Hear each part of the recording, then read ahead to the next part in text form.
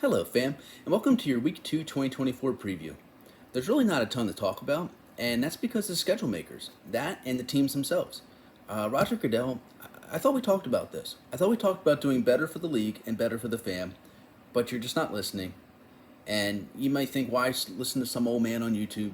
But I'm trying to help you here. I'm trying to help you earn your paycheck because you're not earning it for yourself, and you really need to do better. I understand you can't control necessarily what all the teams are doing, but you can control who plays who and when.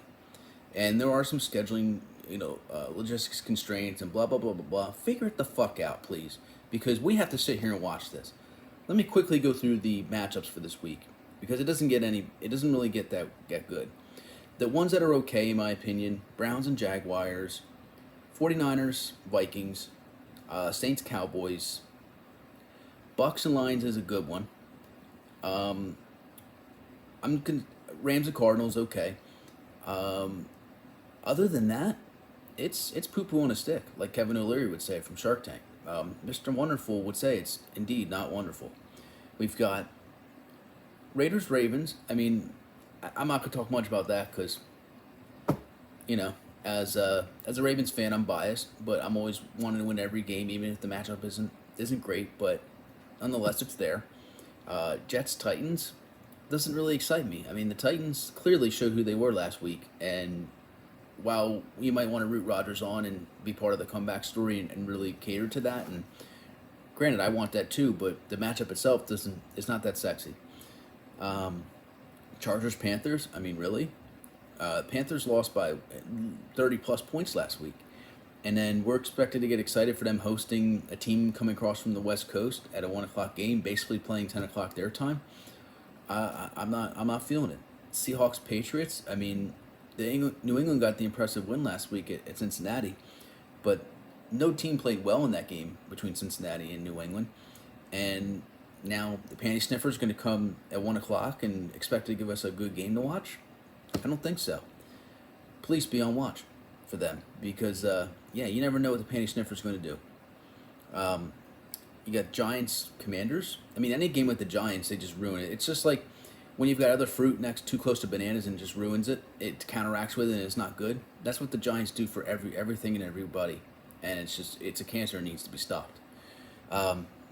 Colts Packers. Poor Jordan Love, which I feel for him. That sucks that he got hurt.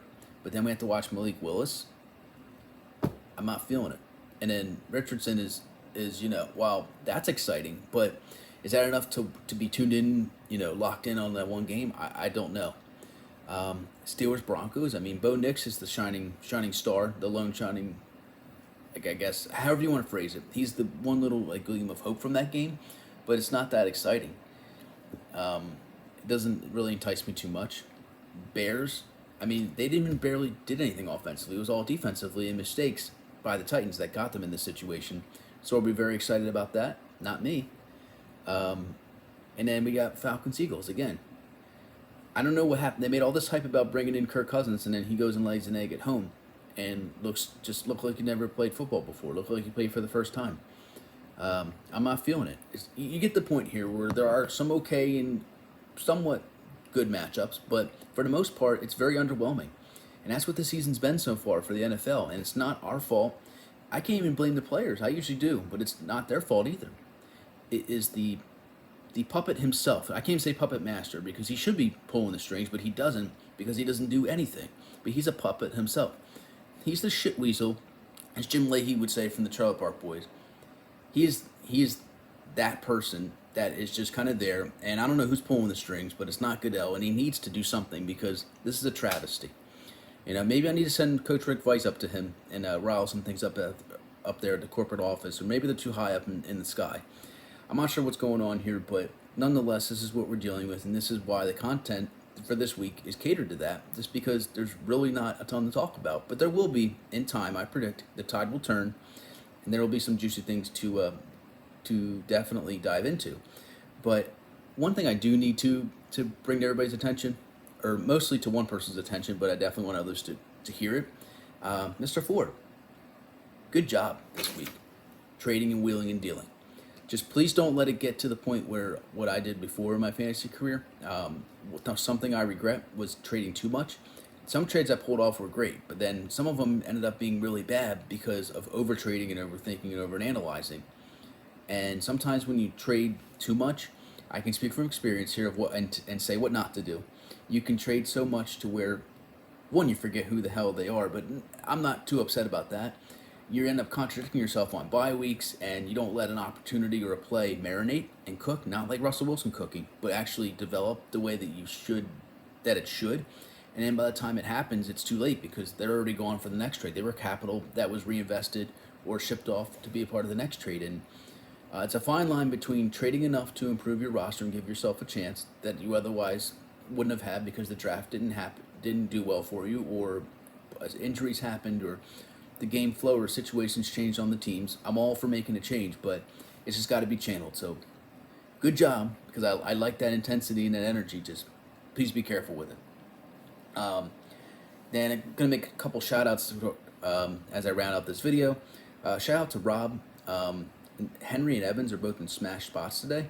I see Evans having a pretty decent game against Detroit, and I'm not even sure if it'll be garbage time. I think he's going to earn those opportunities. Godwin had a lot of catches last week in yards. I think some of that shifts naturally to Evans this week, and Kupp did really well last week. And while it's Kupp in a different team with Stafford, and he's comfortable in that stadium, I do think that Evans, you'll see some of the repeat performance. I don't know if it's going to be 100 yards, but I think you'll see a good performance out of Evans, and you'll see that same blueprint of the alpha wide receiver taking control and doing well against that defense in the Lions. I see Evans having a good week this week. And then Derrick Henry. Lamar ran for quite a bit of yards. I don't have the stats for him. I don't feel like pulling it up, but it was a lot. I think it was over 100. I don't necessarily see him doing that again. He says reports are saying he's sore. Him himself is saying he's sore. The coach has said he's not the guy to run it 30 times, blah, blah, blah, blah. I don't know if he's going to run it 30 times, but I think he's going to run it more than 13. I remember that number that he ran last week. I expect that to increase, and I think the Ravens will be in control of the game, and they'll dominate and assert their will and get that offensive line going. Best way to do that is have a good running game and commit to it. I see Henry doing much better this week and being in a nice smash spot. And why not? He might just fuck around and get a touchdown too. Last shout out goes to Mr. Mick. I promised him love, and love is what you get. Adams and Montgomery are in smash spots. And when I say smash spots, it's relative to the week, right? Like some weeks there's going to be, opportunity for like 30, like 25, 30 points. Like we can't all be Mixon. We can't all be him and get 30 points every week, but some of these guys, I don't know if they'll score quite that high, but relative this week, smash spots would be in that like around 20 area. That's kind of where I see it, just because again the matchups are not that great. But Adams, I think he's going to be the only guy to really kind of get open consistently against the Ravens, and he has to in order to make it a decent game. So, and the team doesn't want to start 0-2. So I see him having a good game today. And David Montgomery, I feel like he doesn't get a lot of respect as a fantasy player. And David Montgomery's out to change that. And I think they're going to pull away late against Tampa. And there's opportunity for him to run really well. And he did run well last week. His efficiency, his yards per carry were a decent bit more than Jahmyr Gibbs behind him. And I think Gibbs is a good player too. But I feel that Montgomery will keep taking advantage of the opportunities he's getting and keep himself fed and happy. And I see him in a relatively smash spot this week versus Tampa in terms of what a week 2 smash spot can be. So that's where I end it. Enjoy the games, enjoy the people, enjoy the laughs, the drinks, the food, all of it. This is what we look forward to every year. Enjoy it, even though the matchups aren't great. Just think of it as if you're watching like Division III football's finest, and just enjoy it for what it is, because that's all you can really do in this spot. Fam, if I haven't given any other good advice over the years, don't do anything I wouldn't do.